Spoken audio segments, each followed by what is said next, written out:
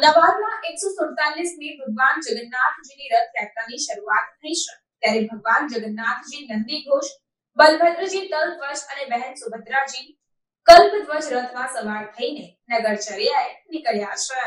અમદાવાદમાં 147મી રથયાત્રાની શરૂઆત થઈ ચૂકી છે। ભગવાન જગન્નાથજી, બહેન સુભદ્રાજી અને મોટાભાઈ બલરામ શહેરની નગરચર્યાએ ભવ્ય રથ પર સવાર થઈને નીકળી રહ્યા છે।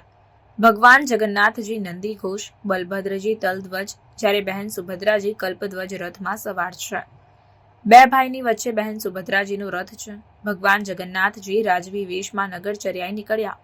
રસ્તા પર ઢોલ, નગારા તેમજ ડીજેના તાલ સાથે ભક્તો ઝૂમી રહ્યા છે અને દર્શન કરવા ભક્તોનું ઘોડાપૂર ઉમટ્યું। આ અવસરે દેશના ગૃહમંત્રી અમિત શાહ પણ પહોંચ્યા હતા અને પરિવાર સાથે તેમણે ભગવાન જગન્નાથજીની આરતી કરી હતી।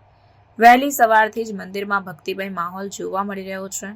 રવિવારનો દિવસ અને રજા હોવાથી અમદાવાદીઓ રથયાત્રામાં માનવ મહેરામણ ઉમટ્યું છે। હાલ રસ્તાની બંને બાજુ ભારે ભીડ જોવા મળી રહી છે। પ્રસાદી લેવા માટે પણ પડાપડી થઈ રહી છે। ત્યારે સમગ્ર રથયાત્રાના રૂટ પર પોલીસની ચાંપતી નજર જોવા મળી રહી છે।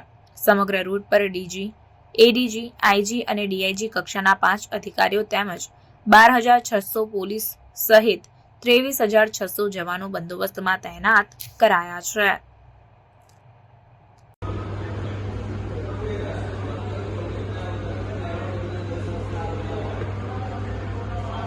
અમદાવાદ શહેરમાં ભગવાન શ્રી જગન્નાથની 147મી જે રથયાત્રાનું આયોજન આજરોજ થયેલું છે, તો એ રથયાત્રાની અંદર અમદાવાદ શહેર પોલીસ દ્વારા ઉપલબ્ધ ટેકનોલોજીનો મહત્તમ ઉપયોગ કરવામાં આવે છે। પોલીસ વાહનો જે રથયાત્રાની અંદર સમાવેશ થયા છે તે સાથે 100 ઉપરાંત ટ્રકો છે। આ તમામ પર જીપીએસ લગાવવામાં આવેલા છે અને તમામ જીપીએસના આધારે રથોનું અને તમામ ટ્રકોનું સાથે સામેલ પોલીસ વાહનોનું અમે ટ્રેકિંગ કરી શકીએ છીએ।